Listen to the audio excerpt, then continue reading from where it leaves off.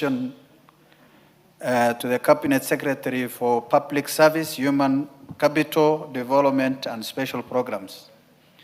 The first question the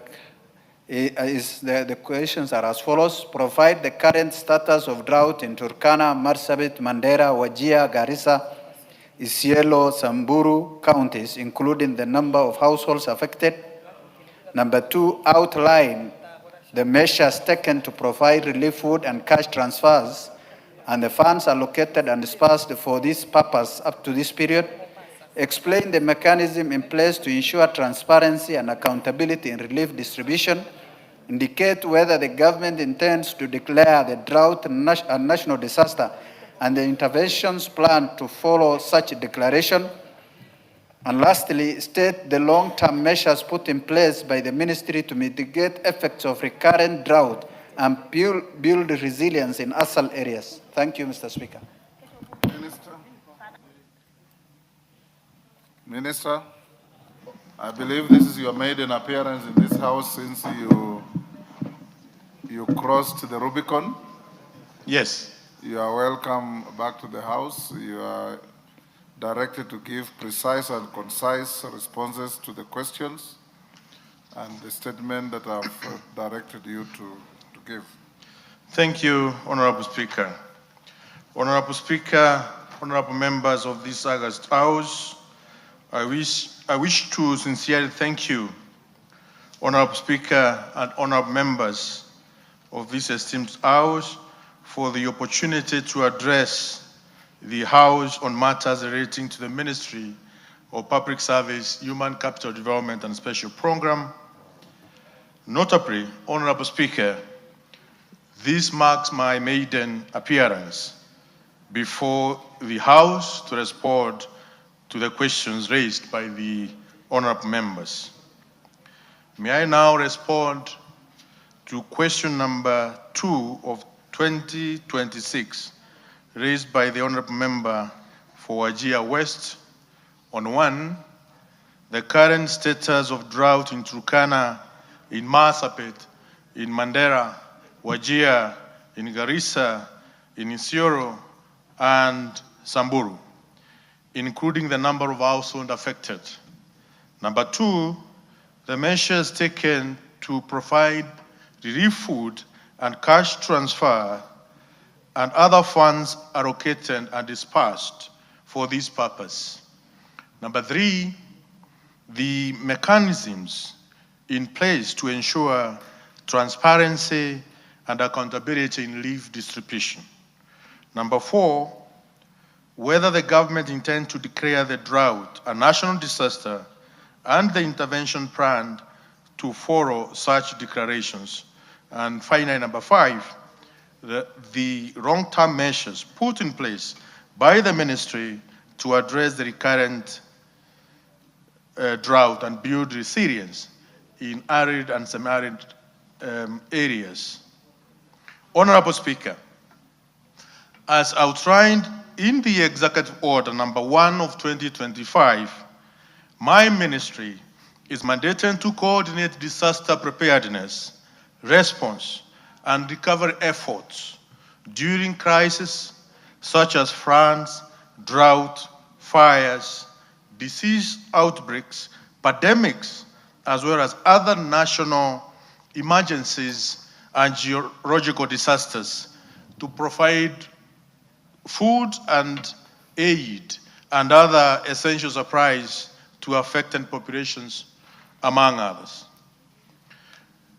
Honorable Speaker, the ministry is committed to ensure coordinated, timely, accountable, and humane response to disasters. This is in line with Article 43 of the Constitution, which guarantees every person the right to be free from hunger and to have adequate food for acceptable quality, accessible and adequate housing, and clean and safe water in adequate quantities.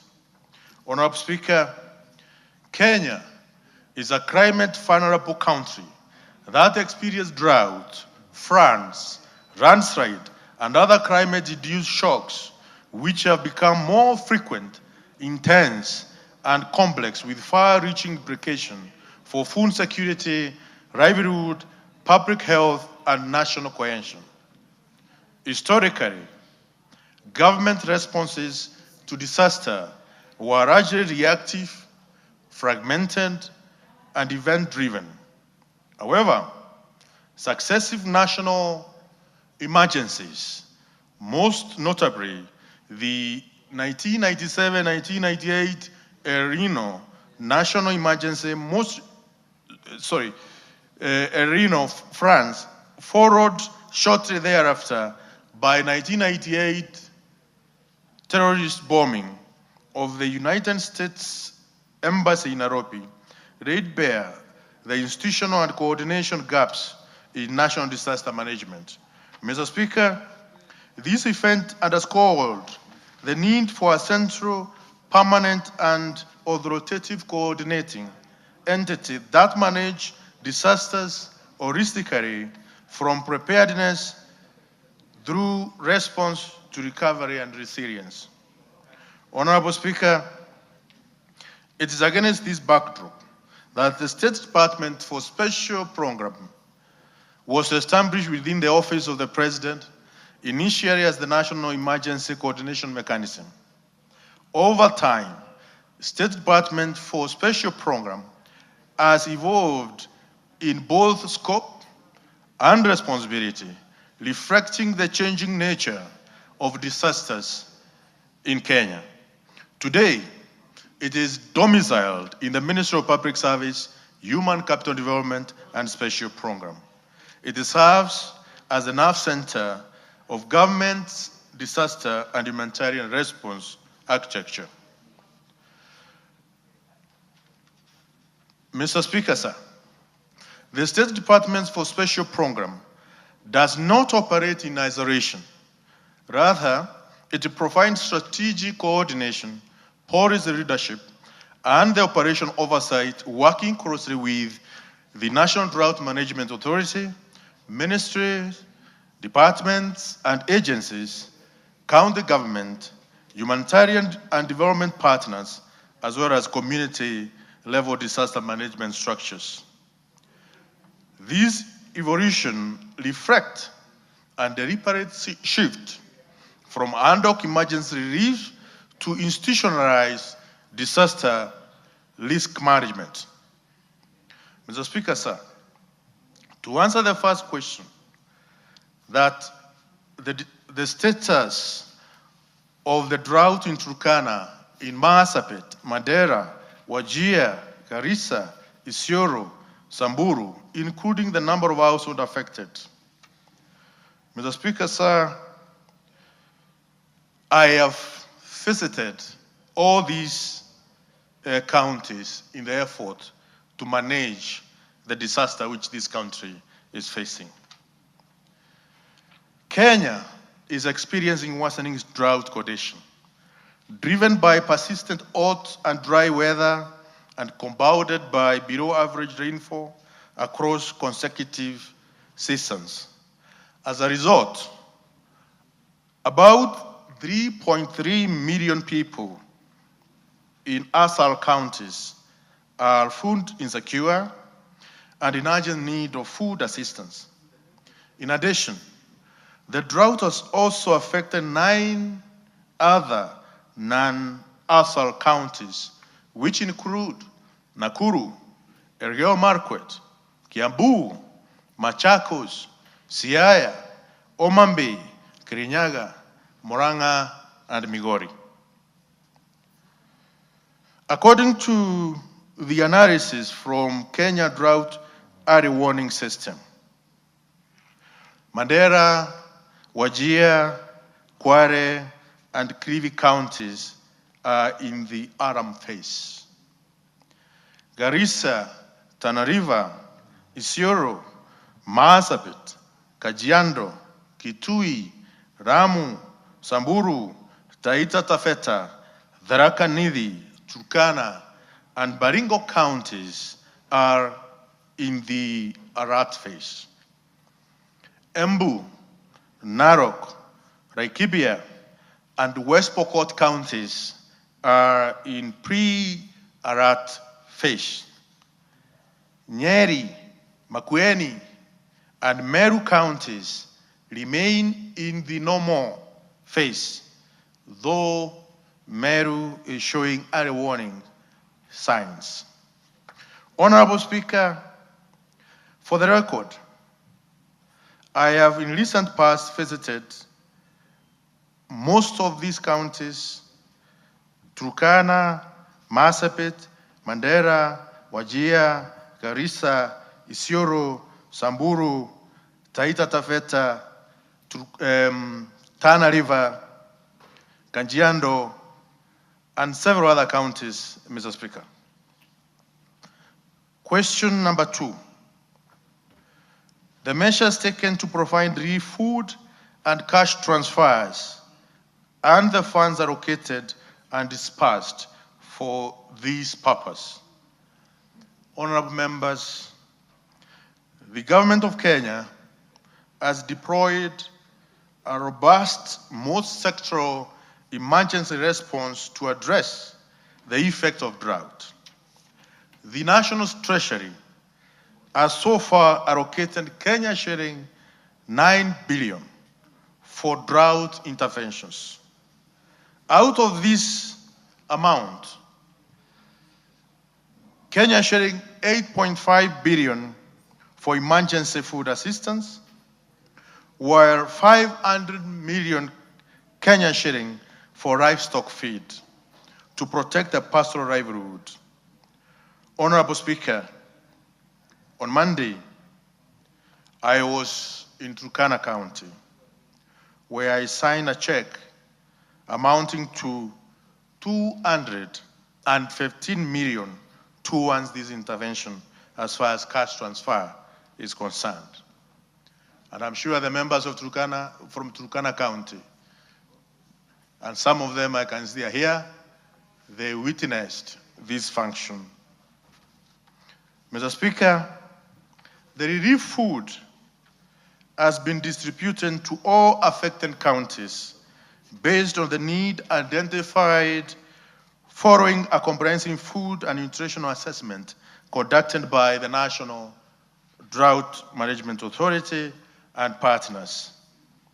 To implement this, the National Drought Management Authority is implementing a cash transfer program in the said counties as follows. In Mandera, amount dispersed 179.3 million Kenya shilling to 22,000 households. In Wajir, 103.5 million Kenya shilling to 19,000 households. In Turkana, 215 million Kenya shilling to 39,000 households. In Marsabit, 110 million Kenya shilling to 20,000 households. In Garissa, 49 million Kenya shilling to 9,000 households. In Isiolo, 36.6 million Kenya shilling to 7,000 households.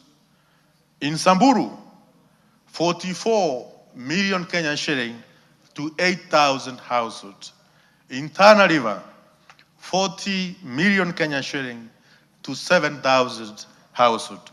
A total of about 778 million Kenya shilling to a total of 131,000 households. Honorable Speaker, to bread the approach recognizes that humanitarian response must protect life today while preserving livelihood for tomorrow. Question number 3. The mechanisms in place to ensure transparency and accountability in relief distribution. Honorable Speaker, my ministry recognizes the importance of public trust as we endeavor to provide assistance to vulnerable population, Accordingly, we have institutionalized strong transparency and accountability measures, which include: 1, ensuring county steering groups and relief distribution committees are fully operational. I gazetted the county steering committee on a gazette dated 23rd January of the year 2025.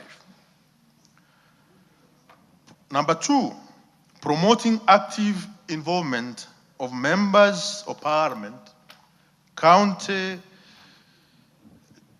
government, as well as county assemblies and local leadership. Mr. Speaker, all the counties I've visited, I've ensured the members of this House are involved in my visit so that we can democratize these interventions as much as possible.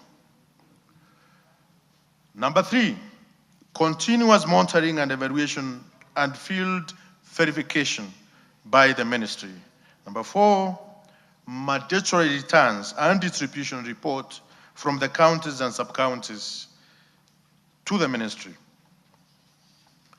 And finally, Mr. Speaker, as I've said,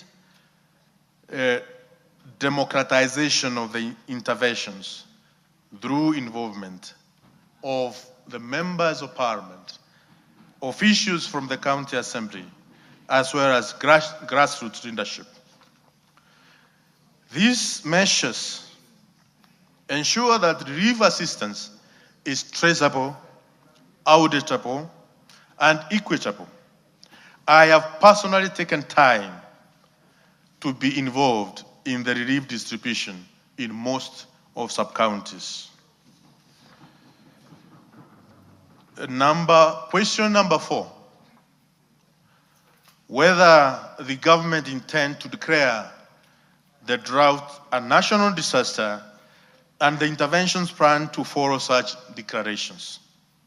Honorable Speaker, the declaration of a drought as a national disaster is governed by the National Disaster Risk Management Policy of 2017, which establishes objective criteria to guide such decisions. The declaration would be necessary only if the drought overwhelms the existing national response capacity, thus prompting the President to seek regional and international assistance to support the country in response and recovery. While the current drought is serious, it has not yet overwhelmed the existing structures, the existing national structures to warrant the President or to warrant the Cabinet Secretary responsible for special programs to advise the President to declare it as the national disaster. Nevertheless, Mr. Speaker, government maintains heightened vigilance, and once threshold is met, the necessary declarations and escalation of response will be undertaken without delay. Question number 5, the long-term measures put in place by the ministry to address the current drought and build resilience in arid and semi-arid areas. Honourable members, the emergency relief alone cannot break the cycle of drought vulnerability. Accordingly, the government is investing in structural and long-term solutions, including: 1, maintaining drought risk management and climate adaptation into national and county development frameworks, investing in water infrastructure, including dams, ponds, and boreholes. At the moment, Mr. Speaker, the NDMA and the National Youth Service have been instructed by the government to start desilting of most of the water plants in counties which are affected by drought. Strengthening early warning systems and community preparedness, as well as integrating social protection programs to cushion the vulnerable household during shocks, as I mentioned on the issues to do with cash transfer. Mr. Speaker, as earlier stated, the State Department, in collaboration with the National Drought Management Authority, has continued to implement cash transfer program aimed at cushioning poor and vulnerable households. Most recently, an amount of Kenya shilling 778,536,900 shilling was dispersed to 133 101 households under safety net program. The above measures, among others, will facilitate gradual shift from relief dependency to resilience building and self-reliance.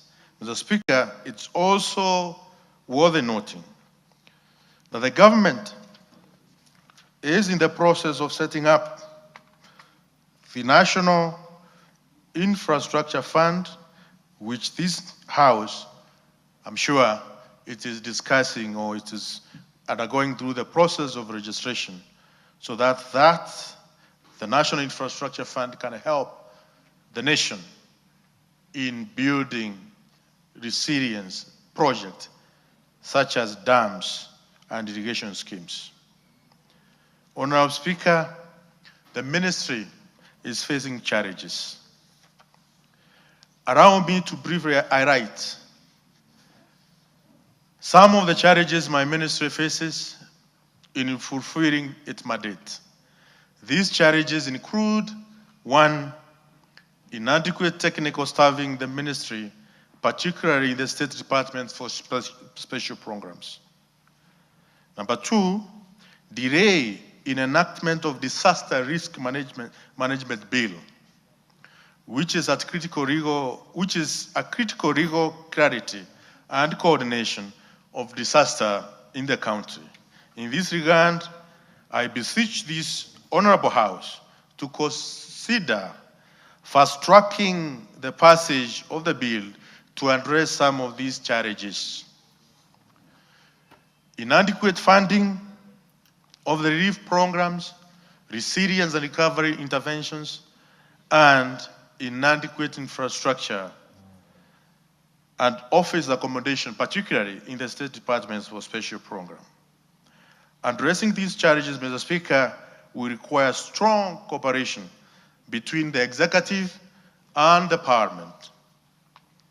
Honorable Speaker and honorable members, in conclusion, the government remains unwavering in its commitment to protect lives, livelihood, national economic stability, and my ministry will continue to spearhead a coordinated, accountable, and forward-looking disaster management system, responsive to today's emergencies and prepared for tomorrow's risk. Thank you, Honorable Speaker. Thank you, honorable members, for your continued support. I look forward to a fruitful engagement. Mr. Speaker, allow me also to mention that my ministry, through the State Department for Public Service and Human Capital Development, National Youth Service is facing serious budgetary cuts.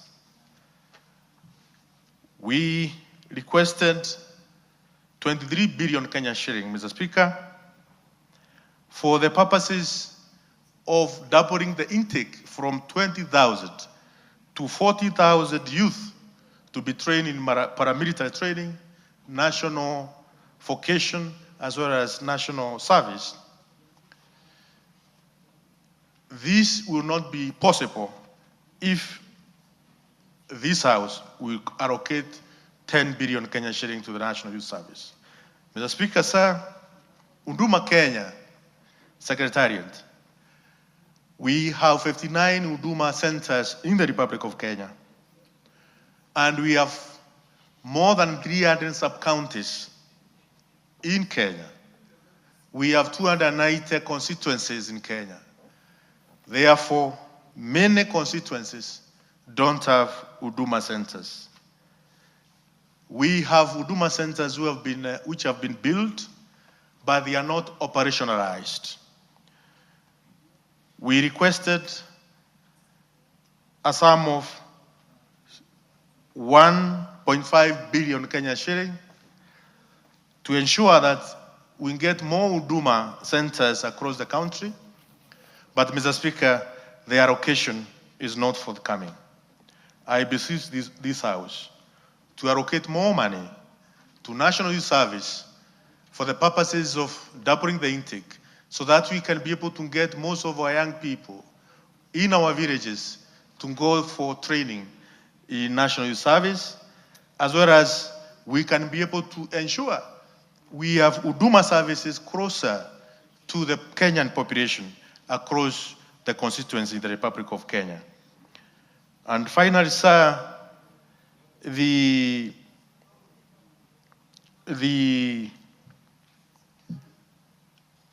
ministry is also facing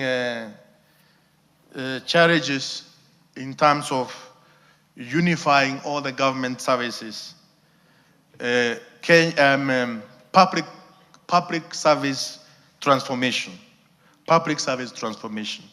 which requires additional funding to ensure we are capable as public servants to serve very agile population, which the mean age is 22 years.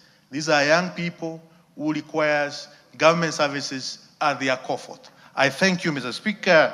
God bless you, God bless Kenya, and may God bless the President of the Republic of Kenya. Thank you. Now you take your seat. We'll take supplementary questions, starting with the questioner, Farah.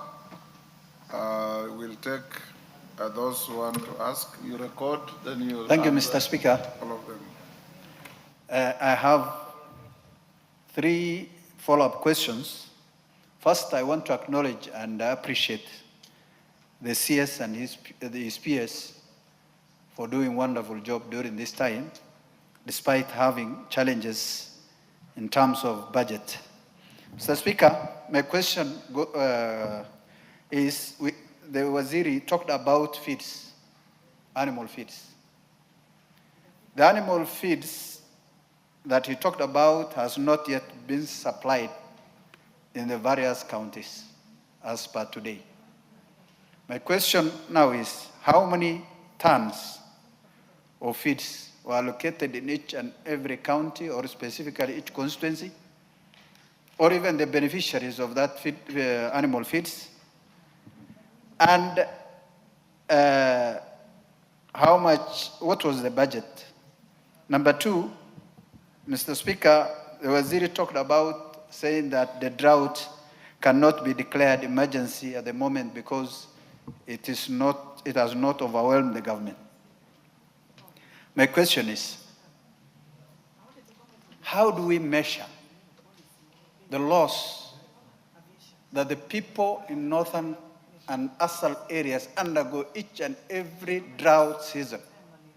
Millions of animals, billions of animals are being lost every single drought, including this one.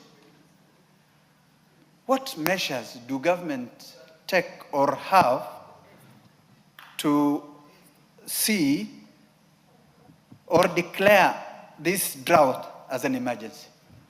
To me, where I stand, Mr. Speaker, the drought has, as this Wazir has already explained, several counties are at alarm stage. Others are at emergency stage. What happens Or are we waiting? What are we waiting for? Are we waiting when all the animals perish and everybody becomes poor so that the government comes in and chips in and say it has overwhelmed us and we need extra resources? He has already said also, Mr. Speaker, he has already said he has a challenge of also funding. He has admitted, the Waziri admitted that there is shortage of funding to mitigate this drought. That clearly shows the government has no capacity to handle this drought alone. And it is the right time, Waziri and the drought management team, to consider and save these people who are suffering every time, losing billions of animals. Thank you, Farah. You'll end there. The rest, the joyriders, one question each. I indulge Farah because he's the owner of the question. Honorable Kainan.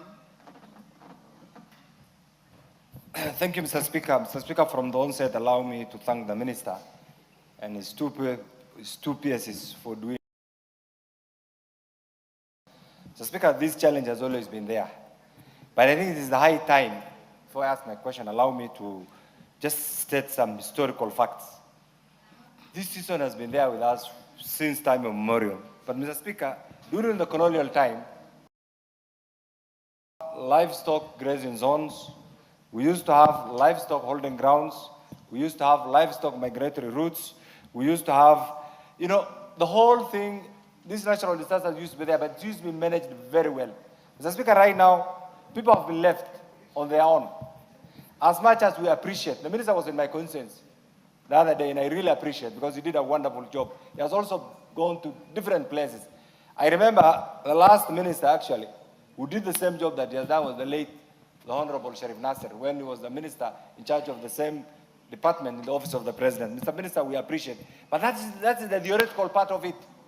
What you need to do right now, and this is the question, Mr. Speaker, drought is a natural calamity.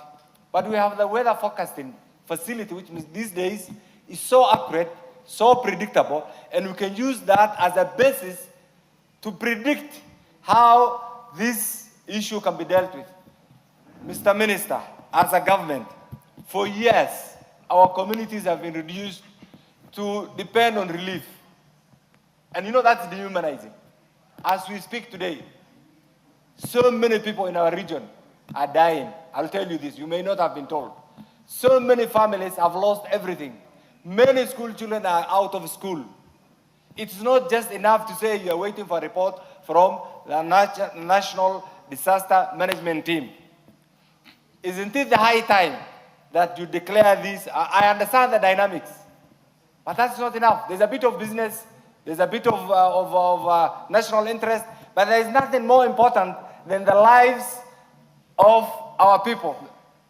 Can you consider requesting the government, led by His Excellency the President, to declare this a national disaster? Secondly, only one, Kainan. Okay, Waziri, there are countries that have faced similar challenges. Countries like Saudi Arabia, Israel. They sat down, looked at the different geographical locations of their country, and came up with prudent measures to deal with this. Isn't it the high time under your leadership to consider this so that this problem is dealt with once and for all? Thank you, Mr. Sani, what is out of order? Mr. Speaker, my point of order was in reference to Article 208, Sub-Article 1 of the Constitution, which provides for contingency funds. What is the rush for the declaration of an emergency when the Constitution stipulates that the government must be prepared upfront and avail financial resources to make sure that there is no life and livelihoods lost? It is something within our Constitution. What does it really mean to declare an emergency when contingency funding itself is empty and that constitutional clause is not fully implemented, or implemented rather, Mr. Speaker? Is it in order to declare an emergency when there is a constitutional mechanism. Thank you, Honorable. Minister, not all those you respond. Now, one question each. Thank you, Honorable Speaker. Waziri, thank you so much. I've gone to Marsabit with you several times, and thank you for the good work you keep doing together with your PSS. Distribution of food, I know, has been done and the government will continue doing, but for the livestock, we have not seen much. Then there is the component of water tracking. That is really pushing us because we are all using our personal money to help the people in northern Kenya. Tell us what you are doing on that. And as we are expecting rains now, normally when it rains, we experience flooding that sweeps away the animals, sometimes even homes, and even some people lose their lives. Waziri, tell us the plans you have in place to also take care of the rains that are just about to come. Rico? Thank you, Honorable Speaker. Honorable Speaker, drought is a prolonged period where we don't have rain in our counties. Question number one, how long will you be providing food to these affected areas? Number two, on the constitution of county steering group, you are bringing confusion in bringing legislators into that particular steering committee. A case in hand is the one for Turkana County. It will bring total confusion, it will bring fights, and implementation of food relief in the counties. When you bring county assembly, you bring county government, you bring the members of parliament, in addition to the executive, it will bring total mess in the distribution of this food. Finally, I said one at a time, Rico. thank you. Now you say two, then finally. One only. Yes, Mulyungi. Please, you are joyriders. Ask one question. Thank you, Mr. Speaker. Mr. Speaker, relief food is never enough. It comes in piecemeal, and when it comes, it is distributed one day, and the families which receive the food, they cannot even eat it for more than 3 days, and they go back to suffering. What is the minister doing to ensure that the supplies food is a continuous process, especially in the poor affected counties like Kitui County? It's not only Northeastern. Even Kitui County is a neighbor to Northeastern. And we are equally affected. Animals are also dying. Thank you, Mr. Speaker. Cynthia? Thank you, Honorable Speaker. Allow me to appreciate the Cabinet Secretary for giving us a response to this matter. And I must say, Honorable Speaker, that we must move from addressing and responding to crisis to being able to reduce the risk in terms of drought. To my question, Honorable Speaker, as you can clearly see, the food distribution can never be sustainable.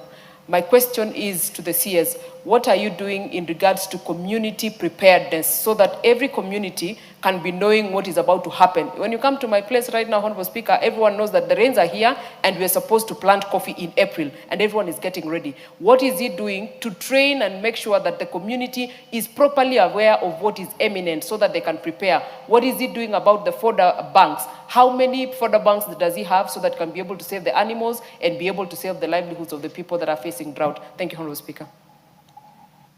Nabwin? Thank you, Mr. Speaker. I want to thank the CS for making a maiden trip to Turkana on Monday. And he came face to face with the challenges and the situation in Turkana. And one of them, of course, was, how that food can be facilitated to the interior because there is lack of fuel and vehicles to do that. Mr. Speaker, I want to ask the CS, there are a number of pastoral communities that moved across the border. Like in my constituency that borders Ethiopia, we have a good number of pastoralists who moved across, and they are right inside Ethiopia. I want to find out from the CS, do you have the numbers of those pastoralists that moved to Ethiopia? And, you know, like the reports coming from there, they are facing, you know, hunger, because what they got to do inside Ethiopia was to graze their animals, because the situation there is good for the animals, but they cannot find and buy food. Two, they are also, the animals are like getting sick. Do we have plans to provide veterinary medicine to those animals that cross the border? Thank you, Mr. Speaker. Double N.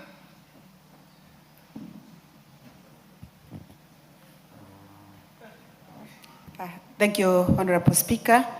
And I want to take this opportunity to congratulate Waziri Roko for a job well done during this time of drought across many counties and regions. But over and above, I wish to request or ask from our CS whether there are any plans put in place to ensure that the livestock that is in need of animal feeds, whether there are plans to ensure that the government provides some animal feeds to the livestock, and also whether there are some plans to ensure that the livestock that is suffering in different regions, if the government can take the initiative to buy the livestock from the farmers and ensure that they sell on behalf of the people whose livestock is affected. Lastly, Honorable Speaker, I would wish to ask the CS whether there are any long-term plans to ensure that the arid and semi-arid regions, whether they can be able to have a budget to sink dams so that the issue of relief food is part of the past or the talk of the past, so that we can have water for irrigation for our farms and also for our domestic use, so that we don't have the issues of having no food, yet the government can be able to have some dams for irrigation and even for domestic use. Thank you, Honorable Speaker. Yes, Deco. Thank you very much, Honorable Speaker, and I also want to take this opportunity to thank the Minister for the elaborate response he has given on this issue. However, Honorable Speaker, our region, Northern Kenya, in my opinion, does not require any more relief foods. There is a potential in that region to provide food for not only for the region itself, but for the rest of the country. If enough resources are allocated to that region to put up infrastructure to produce food in that region for fodder and both human and animal feeds. Mr. Speaker, I want to ask the Cabinet Secretary, what is the rationale of shipping out in trucks of hay from here all the way to Mandera, yet River Tana and River Dawa in Mandera and Garissa can be able to produce hay or fodder for that region. So, in my opinion, the minister, and even now as we speak, Mr. Speaker, is that there is enough hay, enough fodder which have been harvested by farmers in Garissa County or Garissa Township in particular, that is ready to be, and the farmers are ready to sell this produce. And yet the ministry or the department is investing trucks of loads of feeds and carrying hay from as far as Naivasha all the way to Mandera. Thank you. Sane, I'll give you the last one. Mr. Speaker, drought is not like a hurricane. Neither is it a disaster which occurs within a short time lag. Drought is there to stay and is part and parcel of our seasonality.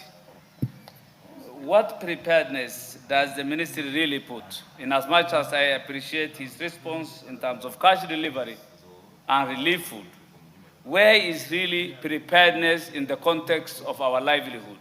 Livestock.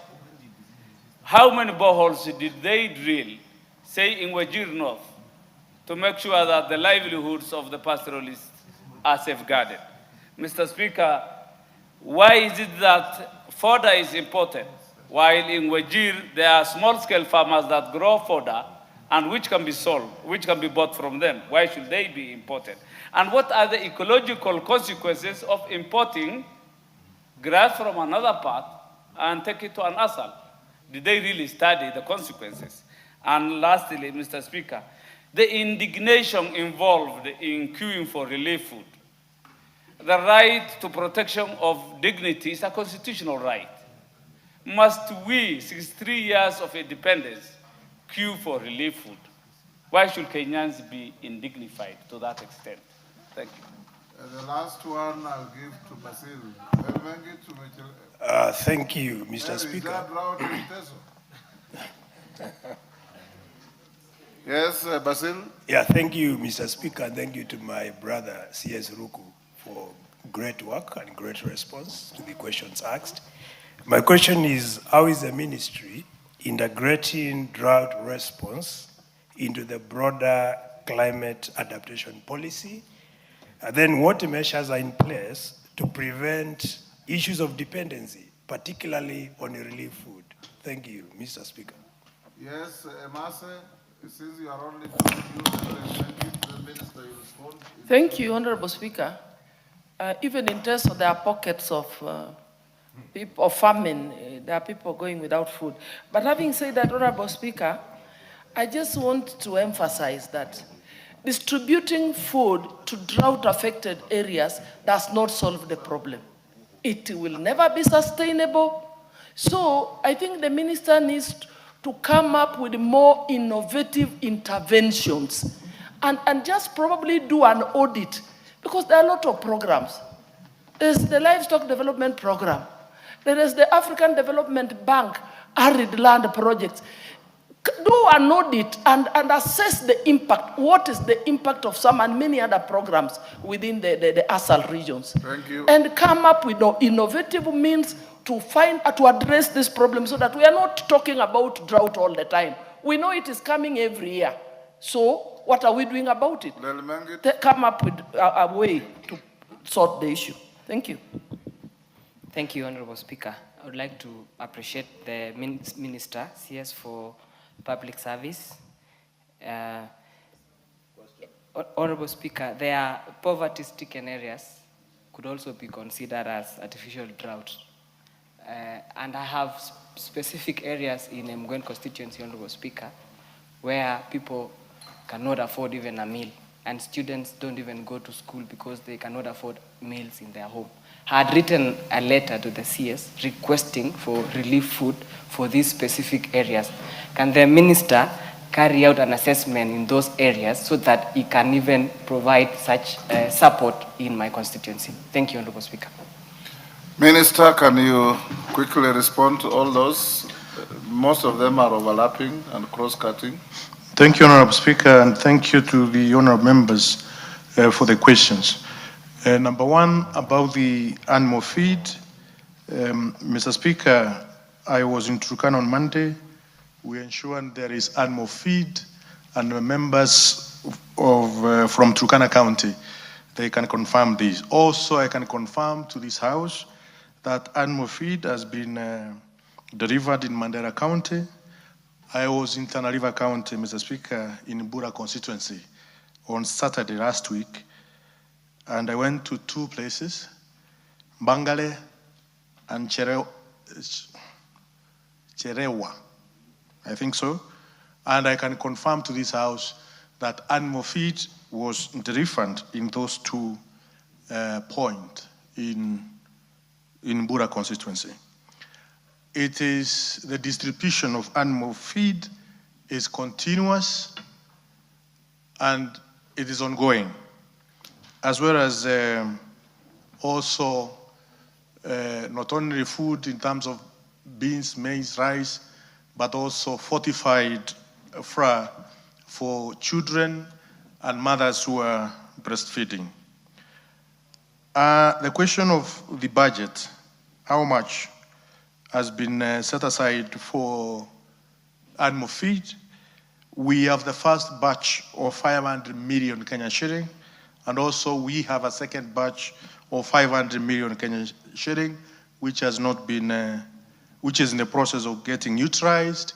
So the total budget for animal feed is 1 billion Kenyan shilling. The other question on how do we measure the loss? What has been, how do we measure the loss?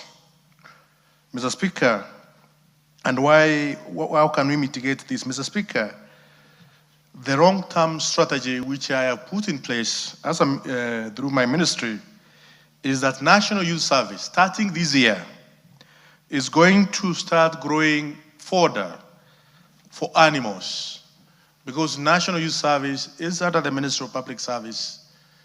And if you see the executive order, number 1 of 2025, says clearly that the State Department should work in putting which can mitigate or can help in managing the disasters. And one of them is drought as a disaster. We agreed last week with the National Youth Service. We are not only going to be planting avocados, but also to ensure they are growing fodder, hay, and appropriate one, so that we can establish fodder banks or animal feed reserve across the country. So that, because we know after every 2 years, there is a cycle of drought. The challenges of funding, Mr. Speaker, it is not as far as provision of food and animal feed is concerned. The challenges of funding is the staffing of the State Department for special program. We need to employ about 66 staffs, and so far, the National Treasury has not given us that green light to proceed and employ the 66 staffs, which are needed in the State Department. The reason given is that we don't have enough resources to cater for that. Mr. Speaker, it is important to report that there is no death which has been reported across the country, in all counties, because of hunger. There is no death. I want to repeat, Mr. Speaker, the government has mechanism of establishing whether there is any death reported as a result, human death, as a result of hunger. There is no death that has been recorded so far because of hunger. In terms of the schools, government, through NACONEC, which is under the Ministry of Education, has provided enough resources to ensure school feeding program is continuous in all arid and semi-arid counties. Mr. Speaker, water tracking. I was in Mbura on Saturday, last week on Saturday. National Youth Service is providing water tracking in Tana River County. I flagged off water bosses from National Youth Service to provide water tracking in Tana River. We have allocated water bosses from National Youth Service in different counties. And we have also mobilized other regional bodies which have water boosters to help in water tracking. As far as the flooding is concerned, Mr. Speaker, the ministry and the government is prepared to take care and address the issues of flooding. There are some flooding which has been reported in Migori County, and we are taking care of that. We have enough resources to take care of flooding. Mr. Speaker, also the question of how long will you be providing food? The government of Kenya is going to provide food as long as we have Kenyans who don't have food. As long as there is a Kenyan who does not have food, who is facing lack of food because of hunger, the government of Kenya is committed to ensure. We have also been providing, government has also been providing food in urban areas. We have many slums. I have been in almost every constituency in Nairobi County, ensuring that we are giving food and other non-food items in Nairobi County. About confusion created, as mentioned by member from Turkana County. Mr. Speaker, the PMF Act, Regulation 1910, provides or gives the minister, gives me powers to gazette what we call county drought management committees. It is the law which provides the cabinet secretary powers to gazette committees, county drought management committees in 23 arid and semi-arid counties so that they can help in managing drought. It is a good process of democratization Minister, of this process. Minister, you may have missed his point. His point was, are you able to depoliticize the distribution of food by weeding out politicians? Is that what you said? So that you let it be a government-led technocratic approach, so that politicians don't jump on the bandwagon to gain cheap political mileage at the expense of deserving wananchi. I think, Ariko, that was your question. I thought that's what Ariko said, that give to Ariko. I understood you that way. Honorable Speaker, that's partly. What I was mentioning is that the CES stated very clearly it wants the county assembly, members of parliament, and the executive to be involved in the distribution of this relief food, Yes. which I said it will bring total confusion. That is what I have paraphrased, isn't it? Yes. That's what you said, and that's what I have paraphrased. Mr. Speaker, the issues to do with accountability and transparency, before members of parliament have complained that the GAO team is selling the food, they don't know when the people they represent, when they are getting food. It has been a very thin line. Because also, Mr. Speaker, the members of the GAO, they are not also very, very comfortable when it comes to involving all the politicians in the process. But, Mr. Speaker, for there to be accountability, for there to be transparency, for people who are 50 kilometers away from where the food is being distributed, for there to be someone to say, we have another village 50 kilometers from here, they must also get food. We will need this process to be as accountable, transparent as possible. And therefore, involving people, involving local leadership. That's why I gazetted County Drought Management Committee, so that we can ensure it is not only politicians or GAO who are getting themselves involved in this process, but we have community leaders through County Drought Management Committee to get in this process so that every person who is affected by drought can get food. One more issue you have not touched on, yes, is, which I consider important, is the issue raised by Napwin. I'm not done, Mr. Speaker. Oh, you have not done? I'm not done. Okay. The other is about whether we know the number of animals who are across the border. Animals as well as livestock as well as people across the border in Ethiopia.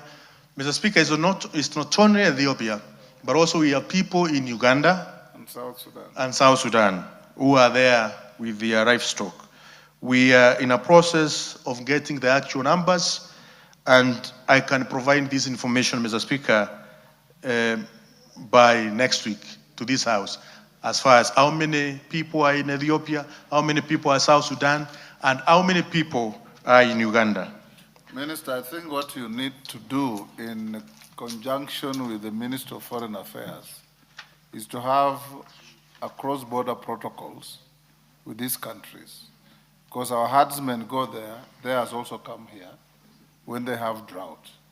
So what you need to do is have a situation where if Kenyans cross into Ethiopia, the Ethiopian government and the Kenyan government know who they are, how many animals they have, and provide them with services like veterinary services, protection. We also do the same for theirs when they come to Kenya. And Uganda, I think we have a committee that deals with Uganda and Kenya on those migrations with livestock. So if you can be able to liaise with foreign affairs, that will help our people because we don't cease being responsible simply because I've crossed the border. They remain Kenyans. Well, granted, Mr. Speaker, I commit we will work closely with the Minister of Foreign Affairs to coordinate this.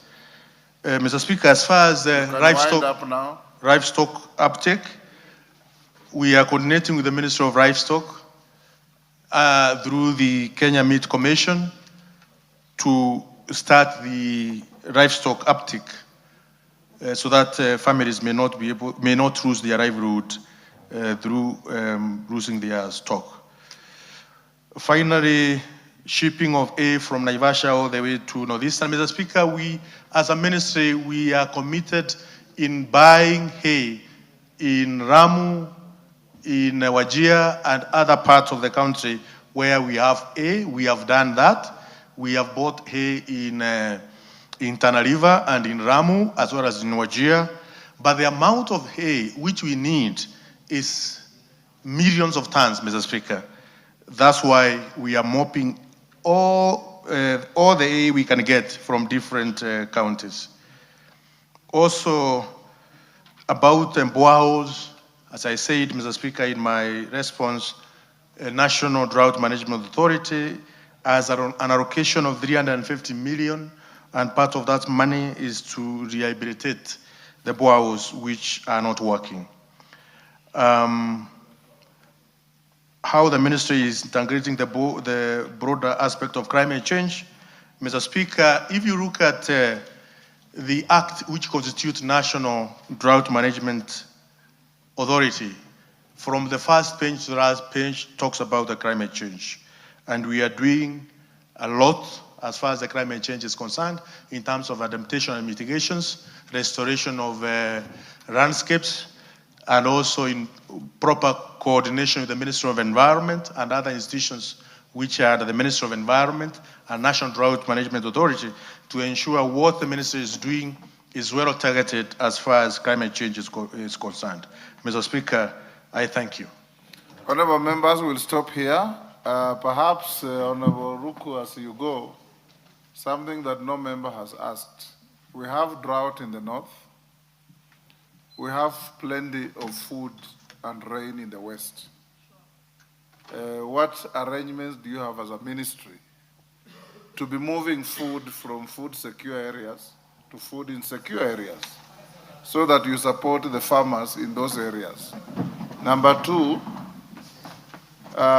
we seem to have a misplaced notion in this country that food means maize and rice. We have plenty of food in the rain secure areas, in bananas, in potatoes, and other food crops, root crops, and other fruit crops. Would you consider with your team to also be supporting farmers in those rain secure areas by buying that food to take to less fortunate areas when we have this kind of situation, so that drought, you know, we say in every tragedy lies a silver lining, and that could be the silver lining for the farmers in rain secure areas. Thank you, Mr. Speaker. Mr. Speaker, for the record, all the food which is being distributed at the moment, more than 90% come from within our borders. Mr. Speaker, I have instructed my technical team to come up with a framework for procurement which can incorporate all the food we are talking about, bananas, cassava. And Mr. Speaker, cassava is one of the staple food across Africa. And it should also be part of the framework. 65% of Africans live on cassava. Exactly, Mr. Speaker. If you don't know. Exactly, Mr. Speaker. Yes. So not only bananas, cassava, arrowroot, sweet potatoes, our potatoes from potato growing zone, that my technical team has been instructed to ensure moving forward, we are going to have a framework, because at the moment we don't have a framework of the procurement as far as these other types of food we grow in our country can be part of the food which we'll be distributing. At the moment, it is maize, it is beans, it is rice, it is green grams and other legumes. But, Mr. Speaker, be assured we are going to include that so that it can be even cheaper for us as a nation, because it's quite a huge budget which the government is spending in taking care of this drought. Dorothy, what is it? We are closing. We want to go to other business. Yes, Dorothy? Thank you, Speaker, and thank you for giving me this opportunity. I don't intend to go back, but first allow me to congratulate the CS special programs for knowing this country within the shortest time possible. He has transversed in almost all the counties in this country. If every other CS would work like him, I'm sure we would be somewhere. My only concern, Speaker, I just wanted to indulge him in, could he consider, as he is considering working with the Ministry of Environment, to even involve the Ministry of Agriculture so that we can go educating our people in Asno areas and other areas how to plant how to plant climate resilient crops, crops that can be able to stand the test of drought, like cassava and other crops in that category. Thank you, Speaker. Yes, Maclap. You guys, honorable members, come later and then you draw us back. Maclap? Give Maclap the mic. Yeah. I'm indulging you. Thank you, Chairman. I was also dealing with your assignment that you assigned us as a committee. Which chairman? Thank you. Thank you, Mr. Speaker. Yes. It is because I came from a committee that was chaired by a chairman, so I'm sorry. Mr. Speaker. Yes. Mr. Speaker, in the state of this country, every time, especially in our regions that are ASAL, I think through his Ministry of Special Programs, there should be special programs of utilizing the natural waters, the dams that God has given to us in some of these areas to actually do irrigation so that we don't need to live in relief, because relief, Mr. Speaker, has a connotation of poverty, has a connotation of backwardness. So if we invest in, for example, like Baringo or Turkana, the Takwel irrigation, the Takwel Dam. The Takwel Dam today, Mr. Speaker, is like a lake. And the soils do not require anything called a fertilizer, including Lake Baringo. Even in my place, whenever there is rains, I've never known a price of a fertilizer. So the government, and through this special ministry, must also invest in special programs that will generate food for the people without being fed on relief for many years. Thank you. Yes, Ondo. Speaker, sorry, I came much earlier, but I was engaged, the Honorable Kaluma engaged me, gave me stories of US. You know, some of us, we rely on him to give us stories. That is improper use of parliamentary time. Okay, thank you, Honorable Speaker. Honorable Speaker, I just want an assurance from the Cabinet Secretary for Special Programs. We have seen in my constituency, Funyula, very many occasions where relief food is being distributed, written on GOK. Yet, we do not know the source of that food. We don't know who authorizes this movement. So I just want to give us an assurance that when I saw a relief food written on GOK or Government of Kenya, I can assume it is safe and good for human consumption, because when there is an issue, I will be asked, you come from Nairobi, how come you didn't know of this food stuff? Thank you, Honorable Speaker. Honorable Ruku, all those are just comments. I'll release you to go. Yes, Russell.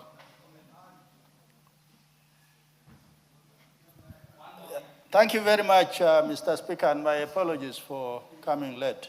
Yes. Mr. Speaker, I have heard Honorable Ruku talking about water tracking, giving relief food. And I think in his final submission, he said it is not sustainable. And the solution is what you have said, that we must look at what is productive in every part of Kenya. We don't have to grow maize in Northeastern. If you can grow enough in Western, and you do cattle production in Northeastern, and then you do exchange. So it is, today it is raining in Marsabit. And yet for the last 4 months, it has been dry. So we're asking ourselves, what is it that the government is doing? Because with climate change, I think the predictable nature of climate is no longer there. This ministry must begin to think on its feet. But so far, I think the minister is doing a good job. Thank you, Mr. Speaker. No, Jakapong, we want to end here. You are the very last. Let me see no other. Yes, thank you. Thank you, Honorable Speaker. I want to commend the minister and the team. And from the presentation of the minister, Honorable Speaker, we will need to fast track the DRM bill, the Disaster Risk Management Bill, which is here at mediation stage. And then two, they have already good plans in terms of having what we are calling resources. They require resources for strategic food to be used in relief. And then again, the National Drought Emergency Fund to be resourced so that in case of serious problems, they are able to respond in good time rather than use mainly Article 223 to be able to respond to some of the challenges facing Kenyans. Thank you. Thank you. Wandeto?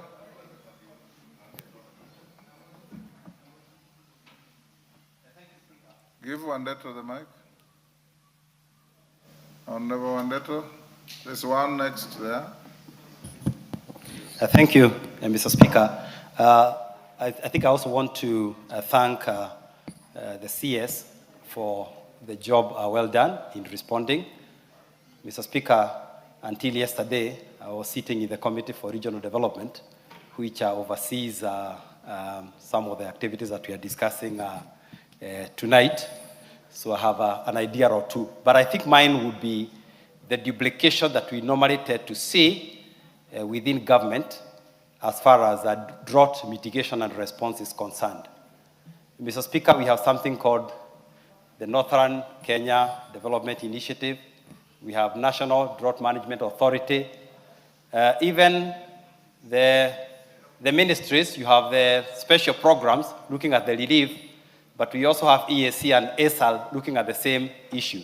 So I think mine is to ask the Cabinet Secretary, especially as they continue with the, sitting in Cabinet, to see how we can bring all these initiatives to do with the relief in one coordinated thing. Because if we were to add the donor initiatives, Mr. Speaker, we should not be talking about, food insecurity in Northern Kenya. For the last 60 years, donors have been stepping over each other, trying to help Northern Kenya. The government has poured trillions of shillings into Northern Kenya, yet we do not seem to see any tangible effort.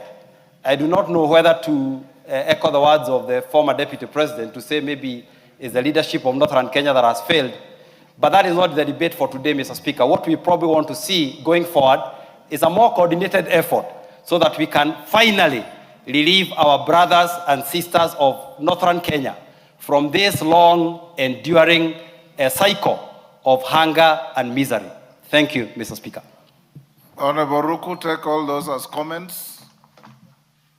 I'm not inviting you to say anything. Take them as comments and leave the chamber. Well done for your maiden visit.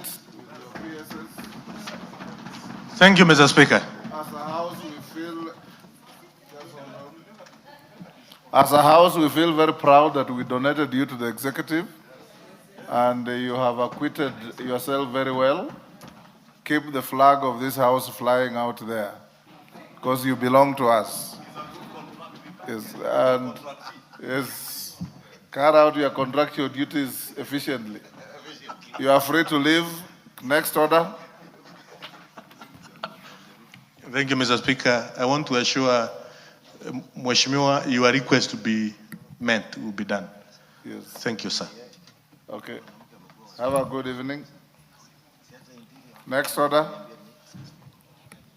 Order number 11, motion, report of the Committee of the Whole House on the Judges' Retirement Benefits Bill, National Assembly Bill number 27 of 2025. Mover.